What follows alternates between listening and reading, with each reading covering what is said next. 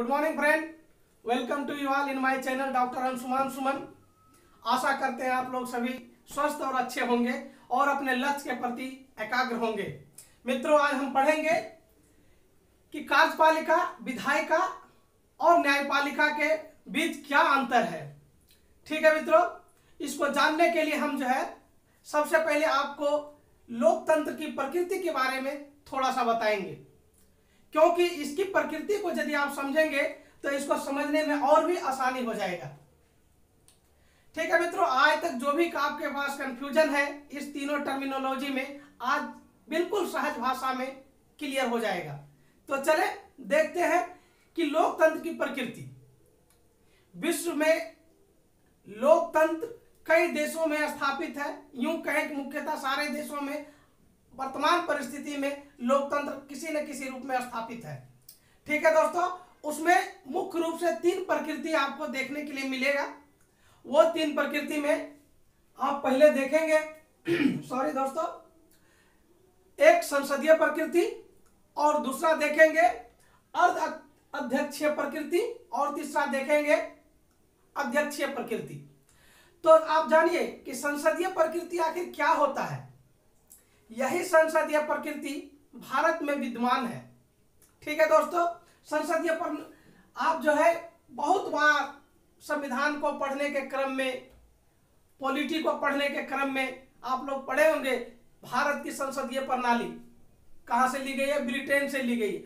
आखिर ये संसदीय प्रणाली है क्या, इसकी खास विशेषता क्या है, इसको जानने की कोशिश आप शायद नहीं किए होंगे। आज आपको बहुत मजा आएगा कि संसदीय प्रणाली की खास विशेषता क्या है।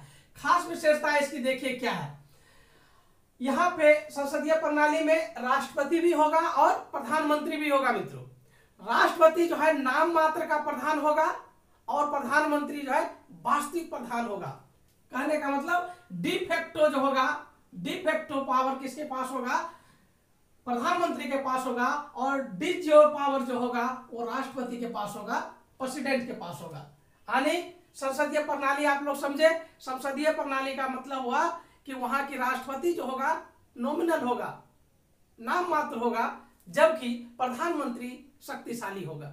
ठीक है मित्रों, तो हम जब कार्यपालिका में आएंगे तो और भी ज्यादा इसके बारे में बात करेंगे। तो अभी संसदीय प्रणाली की विशेषता देख लिए। ठीक है, इसी प्रकार से अर्ध अध्यक्षीय प्रणाली भी लोकतंत्र में देखा जाता है। श्रीलंका और फ्रांस में ऐसा देखा जाता है। आखिर इसमें क्या होता है, इसको भी जरा जानने की कोशिश करें। इसमें होता क्या है, इसमें भी राष्ट्रपति होता है और इसमें भी प्रधानमंत्री होता है। ठीक है मित्रों, तो इसका जो राष्ट्रपति होता है, आप देखिए देश का प्रधान माना जाता है, देश का प्रधान माना जाता है, जबकि प्रधानमंत्री जो होता है वो सरकार का प्रधान होता है। यानी सरकार का जो गतिविधि है उसको चलाने का जो तरीका है वो, और किस प्रकार से सरकार चलेगी वो किसके अधीन होता है, प्रधानमंत्री का अधीन होता है। यानी कि ये दोनों आपस में जिम्मेदारी आपस में बांट करके कोऑर्डिनेशन के साथ काम करता है। किसमें, अर्ध अध्यक्षीय में। और इसमें एक विशेषता है कि ये जो होते हैं विधायिका के प्रति उत्तरदायी होते हैं। ऐसी सरकारें क्या होता है, विधायिका के प्रति उत्तरदायी होते हैं। और इस प्रकार से अर्ध अध्यक्षीय वाला जो लोकतंत्र है आपको श्रीलंका और फ्रांस में मिल जाएगा। ठीक है, आगे आइए तो इसमें देखेंगे अध्यक्षीय लोकतंत्र कहां पे मिलता है। और सबसे पहले अध्यक्षीय लोकतंत्र की विशेषता देख लीजिए।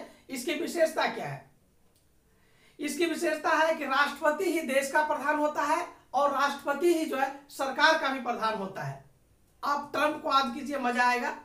तो यूएसए की जो डेमोक्रेसी है वो अध्यक्षीय प्रणाली पर है, क्योंकि वहां पे सर्वोसर्वा राष्ट्रपति होता है। यानी कि देश का भी प्रधान वही होगा और सरकार का भी प्रधान वही होगा। वहां पे पावर किसी के हाथ में बटा हुआ नहीं है। और तीसरा विशेषता क्या है, विधायिका के प्रति ये उत्तरदायी भी नहीं होता। मतलब जो ट्रंप चाहेगा वो कर लेगा, विधायिका के प्रति कोई उत्तरदायी नहीं है अध्यक्षीय लोकतंत्र में। तो मित्रों, तीन प्रकार के प्रमुख जो लोकतंत्र थे उसकी अवधारणा को स्पष्ट कर दिए हैं और हमको आशा है आप लोग को समझ में आया होगा। चलिए हम तो बात करेंगे संसदीय लोकतंत्र की। तो भारत की संसदीय लोकतंत्र का जो 3 मूल स्तंभ है, अभी आपको समझ में आया। हम यहाँ संसदीय इस्तेमाल किए और वही संसदीय की विशेषता हम यहाँ पे बताएं। अच्छा लगा होगा कि अब संसदीय आपको समझ में आया होगा कि संसदीय का मीनिंग क्या होता है। यानी राष्ट्रपति नॉमिनल, जबकि प्रधानमंत्री ताकतवर, ठीक है, उसको संसदीय बोलते हैं। अब देखिए संसदीय प्रणाली हम लोग पढ़ रहे हैं। संसदीय प्रणाली के 3 मूल स्तंभ होते हैं मित्रों। 3 मूल स्तंभ अगर आपको पूछा जाए कि भारतीय संसदीय प्रणाली का 3 मूल स्तंभ क्या है, तो उसका 3 मूल स्तंभ यही है: विधायिका, कार्यपालिका और न्यायपालिका। मित्रों इसका ये तो संवैधानिक रूप से 3 मूल स्तंभ है। अनौपचारिक रूप से एक 4th स्टेट की भी बात होती है। 4th स्टेट किसे कहते हैं? मीडिया को कहते हैं, पत्रकारिता को कहते हैं। चौथा स्तंभ पढ़े होंगे आप लोग, तो आप लोग देख लीजिए, ये 3 स्तंभ यही है और चौथा स्तंभ किसको कहते हैं? पत्रकारिता को कहते हैं। तो अब समझ में आया कि चौथा स्तंभ पत्रकारिता को क्यों कहते हैं, क्योंकि ऑलरेडी 3 स्तंभ भारतीय संविधान में वर्णित है और वो चौथा स्तंभ जो है भारतीय संविधान में वर्णित भी नहीं है, अनौपचारिक है, ठीक है, लेकिन चौथा स्तंभ पत्रकारिता को माना जाता है। और यह क्वेश्चन बार बार पूछता है, ठीक है, कि भारत की चौथी स्तंभ कौन है, तो पत्रकारिता होगा आंसर। अब एक एक करके आपको समझाएंगे, बहुत ही मजा आने वाला है, बहुत ही आसानी से सीखने वाले हैं आप। तो सबसे पहले विधायिका को समझ लें। विधायिका को समझ लेते हैं, क्या होता है विधायिका? विधायिका क्या होता है? जो कानून बनाता है उसको विधायिका कहते हैं। जो कानून बनाता है उसको विधायिका कहते हैं। तो देश में कानून बनाने की मुख्यतः 2 संस्था है, एक केंद्र लेवल पर मानिए और एक जो है राज्य लेवल पर मानिए। तो देखिए केंद्र लेवल पर आप देखिएगा तो संसद होता है और राज्य लेवल पर देखिएगा तो आपको विधानमंडल होता है, ठीक है मित्रों। और देखिए संसद को आप केंद्र लेवल पर देख लिए तो संसद में यह भी जानिए संसद में होता क्या है, संसद क्या है, तो संसद कैसे बनता है। तो देखिए संसद बनने के लिए राष्ट्रपति चाहिए, ठीक है मित्रों, लोकसभा चाहिए और प्लस राज्यसभा चाहिए। यह क्वेश्चन बहुत बार पूछता है कि संसद इक्वल टू व्हाट, मतलब संसद क्या है। तो संसद क्या है? राष्ट्रपति, लोकसभा और राज्यसभा का संयुक्त संघ है। ये तीनों में से कोई एक नहीं रहेगा तो संसद नहीं माना जाएगा। यानी संसद के लिए 3 अनिवार्य अंग क्या है? राष्ट्रपति, लोकसभा और राज्यसभा। तो संसद समझ गए। तब देखिए संसद में कानून बनता है केंद्र लेवल पर, तो कौन भाग लेता है? लोकसभा के सदस्य जो कि एमपी में चुन के जाते हैं, या तो राज्यसभा के सदस्य जिसको कि हम लोग अप्रत्यक्ष निर्वाचन प्रणाली एकल संक्रमणीय पद्धति से चुनते हैं, ठीक है। तो चलिए उसका तब देखेंगे कि यह संसद समझ गए। उसी प्रकार से राज्य में जो कानून बनाने का काम है वो विधानमंडल करता है, ठीक है मित्रों। जिस प्रकार से संसद में 3 अंग था, विधानमंडल में 2 अंग होता है, याद रह जाएगा, वहां 3 यहाँ 2। तो विधानमंडल में 2 अंग क्या क्या है देखिए, ठीक है। विधानमंडल को अगर देखा जाए तो ये विधानसभा और विधान परिषद। मित्रों यहाँ एक चीज बताना चाहूंगा कि विधानसभा हर राज्य में अनिवार्य है, जबकि विधान परिषद हर राज्य में अनिवार्य नहीं है।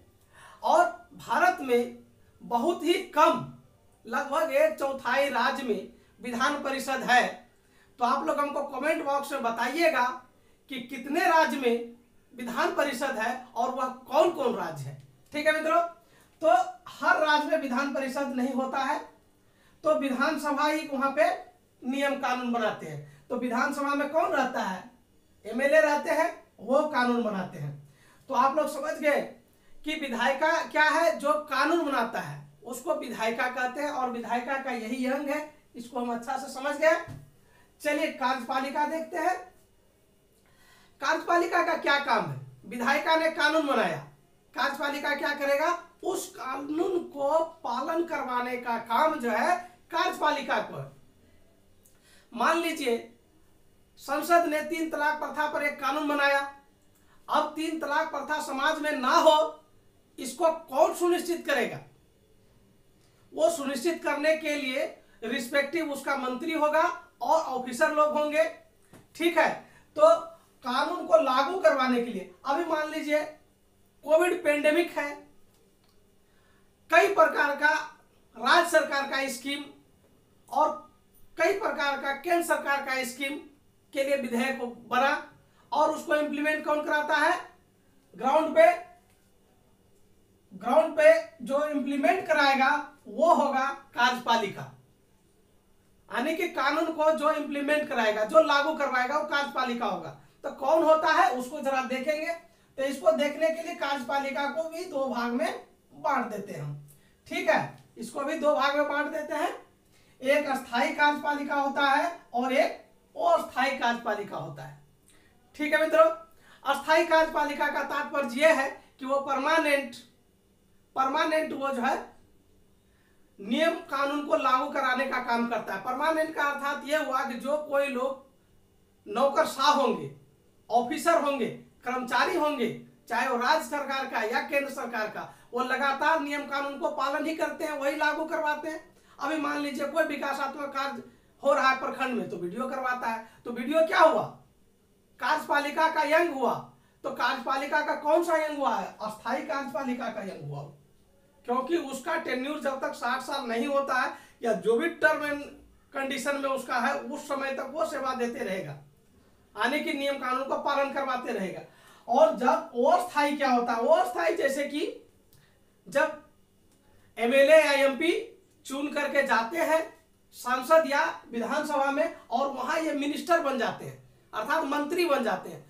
कोई खनन मंत्री बन गया, तो कोई पर्यावरण मंत्री है, शिक्षा मंत्री है, रक्षा मंत्री है, गृह मंत्री है, इस प्रकार का मंत्री बनता है। तो उसकी जिम्मेदारी है कि जो भी नियम कानून संसद में पास हुआ है उसको जमीन पर उतारना है। तो वो कार्यपालिका जो होता है वो अस्थायी कार्यपालिका होता है। राजनीतिक नेता लोग जो मंत्री बनते हैं और अपने कर्मों का निर्वहन करते हैं कानून को पालन कराने के लिए, वो होता है वो अस्थायी कार्यपालिका, ठीक है मित्रों। तब कार्यपालिका की जब बात चल ही रही थी तो थोड़ा सा और देख लेते हैं। क्या देखेंगे? भारत में अगर कार्यपालिका की बात करें तो कार्यपालिका का जो प्रमुख होता है वो राष्ट्रपति होता है।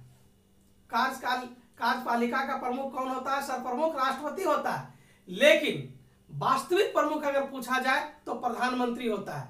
मित्रों, जितने भी काम नेशनल और इंटरनेशनल, राष्ट्रीय और अंतर्राष्ट्रीय, सब पर सिग्नेचर और मुहर किसका लगता है? राष्ट्रपति का लगता है। लेकिन वो सारे जो है सारे संधियों का अंजाम कौन देता है? वास्तव में प्रधानमंत्री। इसीलिए अगर कार्यपालिका का अगर प्रधान पूछा जाएगा तो आंसर हो जाएगा राष्ट्रपति, ठीक है मित्रों। लेकिन अगर वास्तविक प्रधान पूछा जाएगा कार्यपालिका का, वास्तविक प्रधान पूछा जाएगा तो आंसर होगा प्रधानमंत्री। ध्यान दीजिएगा, कार्यपालिका का अगर सरप्रमुख पूछा, प्रधान पूछा नॉर्मल भाषा में तो राष्ट्रपति आंसर, लेकिन वास्तविक प्रधान कार्यपालिका का पूछेगा तो प्रधानमंत्री होगा, ठीक है। तो अस्थायी और अस्थायी कार्यपालिका भी समझ गए। अब जरा हम देखते हैं कि केंद्र लेवल पर कार्यपालिका और राज्य लेवल पर कार्यपालिका कौन कौन होता है, क्योंकि लोग को यहाँ पे समस्या आता है कि कार्यपालिका कौन है, विधायिका कौन है। तो चलिए दोनों में भी हम रिलेशन भी बनाएंगे। तो देखिए, केंद्र लेवल पर अगर राष्ट्रपति को देख लीजिए, उपराष्ट्रपति को देख लीजिए, ठीक है, प्रधानमंत्री को देखिए, मंत्रिपरिषद, न्यायपालिका, ये केंद्र लेवल पर आपको मिल जाएंगे। ये सब कार्यपालिका है। प्रधानमंत्री भी जो है कार्यपालिका है, वो भी विधायिका को लागू कराता है, राष्ट्रपति भी लागू कराता है, और खास करके मंत्रिपरिषद तो बड़े पैमाने पर लागू कराता है। तो मंत्रिपरिषद एक चीज है जिसको हम अभी इमीडिएट एक वीडियो बनाएंगे, उसमें आपको समझाएंगे, ठीक है। और महान्यायवादी, ठीक है। उसी प्रकार से राज्य में क्या हो जाएगा? राज्यपाल, सीएम, मंत्रिपरिषद। ये मंत्रिपरिषद ये राज्य के लेवल पर होगा, ये केंद्र वाला नहीं है। तो इस प्रकार से देखिए कि ये सब कार्यपालिका में आ जाएंगे, ये केंद्र लेवल का कार्यपालिका और ये राज्य लेवल का कार्यपालिका। अब यहाँ पे छात्रों को कष्ट क्या है, उनको लगता है कि देखिए ये पीएम तो यहाँ पे भी आएगा, लोकसभा का सदस्य हो सकता है, मंत्रिपरिषद का सदस्य यहाँ पे भी आएगा विधायिका बनाने के लिए, और यहाँ कार्यपालिका का भी काम कर रहा है। तो हम क्या माने उसको, वो कार्यपालिका है या विधायिका है? तो मित्रों, यहाँ पे कोई सस्पिशन नहीं है, कोई डाउट नहीं है। जो मिनिस्टर है, मतलब किसी भी सरकार में जो मिनिस्टर का पद जिसको मिला है, वो विधायिका भी हो सकता है और वो कार्यपालिका भी हो सकता है, क्योंकि वो जब विधेयक पारित होगा तो संसद में आकर वोट भी करेगा। लेकिन जब वो विधेयक पारित हो जाएगा और उसके पास आएगा और उसके विभाग का कुछ काम रहेगा तो उसको इम्प्लीमेंट भी कराना उसका काम है। तो आप ध्यान दीजिए, जो मिनिस्टर होंगे खास करके मंत्री, वो कार्यपालिका भी होंगे और विधायिका भी होंगे। तो आज से आप लोग कंफ्यूज करने की जरूरत नहीं है, there should not be any confusion कि कार्यपालिका विधायिका हो सकता है, इसमें कोई समस्या नहीं है, यहाँ ओवरलैपिंग हो सकता है, संभव है। ठीक है मित्रों, तो बात दरअसल समझना यही था कि लोगों को उधेड़बुन में रहता था कि हम इसको विधायिका माने या इसको कार्यपालिका माने। तो इसमें यही समस्या है कि आप इसको कार्यपालिका जो है वो विधायिका हो सकता है, बिल्कुल हो सकता है। क्यों हो सकता है? क्योंकि कार्यपालिका अपना नियम कानून को पालन भी करवाएगा और कानून बनाने में भी क्या करेगा, सहयोग करेगा। तो इस प्रकार से इस दोनों का रिलेशन है, तो अब इसमें कोई दिक्कत नहीं होना चाहिए। ठीक है मित्रों, अब जो है आगे चलेंगे न्यायपालिका की तरफ। ठीक है, तो आखिर न्यायपालिका क्या है? तो न्यायपालिका जो है, न्यायपालिका ये जो कानून बनाया, कार्यपालिका कानून बनाया और इसमें अगर कोई समस्या आएगा, जैसे अभी एक उदाहरण दिए थे कि 3 तलाक की समस्या है, ये कानून तो विधायिका बना दिया। अब जो है कार्यपालिका के जो लोग हैं, ऑफिसर लोग या उससे रिस्पेक्टिव जो मिनिस्टर होंगे, मंत्री होंगे, वो क्या करें, लागू करने की कोशिश करेंगे, लेकिन समाज में अक्सर से लागू नहीं होता है, बहुत सारे कन्फ्लिक्शन होता है, संघर्ष हो जाता है, या नियम कानून के दायरे में भी कुछ ना कुछ प्रॉब्लम होता है। तो उस समस्या को समाधान कौन करेगा? उस समस्या को समाधान करने के लिए न्यायपालिका है। यानी कानून को लागू करने के लिए, समस्या का समाधान करने के लिए क्या होना चाहिए? क्या है? हमारे पास एक न्यायपालिका है। तो हमारे पास जो न्यायपालिका है उसकी भी कुछ खास विशेषता है, उसको देखें। हमारी न्यायपालिका न्यायिक समीक्षा भी कर सकता है, यानी कि जो संसद में या विधानमंडल में कोई भी कानून अगर पास हुआ है तो उसमें न्यायिक समीक्षा जो है न्यायपालिका कर सकता है। अभी इसका विस्तार से हम चर्चा नहीं कर रहे हैं, बाद में करेंगे। ठीक है, और हमारा न्यायपालिका किस प्रकार का है? एकीकृत एवं स्वतंत्र न्यायपालिका है। पहले समझिए एकीकृत, उसके बाद समझेंगे स्वतंत्र। एकीकृत का मतलब क्या हुआ? आप यहाँ पे देखिए, एक संसद था कानून बनाने वाला और ये दूसरा विधानमंडल था। ऐसा नहीं है कि संसद के अधीन में विधानमंडल कानून बनाता है। ठीक है, यहाँ पे एकीकृत नहीं है, दोनों अलग अलग डायमेंशन है, दोनों अलग अलग तरीके से अपने हिसाब से काम करता है। लेकिन यहाँ पे उच्च न्यायालय के अधीन उच्चतम न्यायालय के अधीन उच्च न्यायालय मिलेगा आपको, और उच्च न्यायालय के अधीन जो है जिला न्यायालय मिलेगा आपको। ठीक है मित्रों, तो इस प्रकार से आप देखिए ये एकीकृत व्यवस्था है और स्वतंत्र है। ये जो है आपको अनुच्छेद 50 के बारे में पता होगा। अनुच्छेद 50 जो नीति निर्देशक तत्व में आता है, उसमें कहता है कि न्यायपालिका को कार्यपालिका से अलग समझा जाए। जैसे देखिए, आप समझिए, विधायिका और कार्यपालिका एक दूसरे से मर्ज हो रहा था कि कार्यपालिका जो है विधायिका हो सकता है, लेकिन कार्यपालिका न्यायपालिका नहीं हो सकता है। और ऐसा संविधान के नीति निर्देशक के अनुच्छेद 50 में कहता है कि न्यायपालिका जो है वो अलग होना चाहिए, किससे? कार्यपालिका से। इसलिए कि शासन प्रशासन में कोई समस्या ना हो, क्योंकि जो नियम बनाएगा और जो नियम लागू कराएगा वही उसका न्यायिक अगर समीक्षा करने लगेगा तो इसका सीधा मतलब है कि न्याय नाम का कोई चीज वहां पे संभव नहीं है। इसलिए न्यायपालिका एक क्या है? स्वतंत्र व्यवस्था है, और ये हमारे संविधान का, भारतीय लोकतंत्र का खूबसूरती है। तो मित्रों, इस प्रकार से आप लोग जो है बहुत ही आसानी से तीनों में अंतर आज समझ गए होंगे। अंत में बस इतना सा कह देना चाहता हूं कि विधायिका कानून बनाता है, कार्यपालिका उसको लागू करवाता है, और न्यायपालिका इसमें जो भी समस्या होता है उसका वो समाधान करता है। ठीक है दोस्तों, तो आज के इस वीडियो से आपको काफी कुछ क्लियर हुआ होगा। मित्रों, अगर ये वीडियो अच्छा लगता है तो सब्सक्राइब और शेयर कीजिए, और कमेंट बॉक्स में लिखिए कि आपको कैसा लग रहा है ये वीडियो। ठीक है मित्रों, आज भर के लिए बस इतना सा ही। Thank you very much.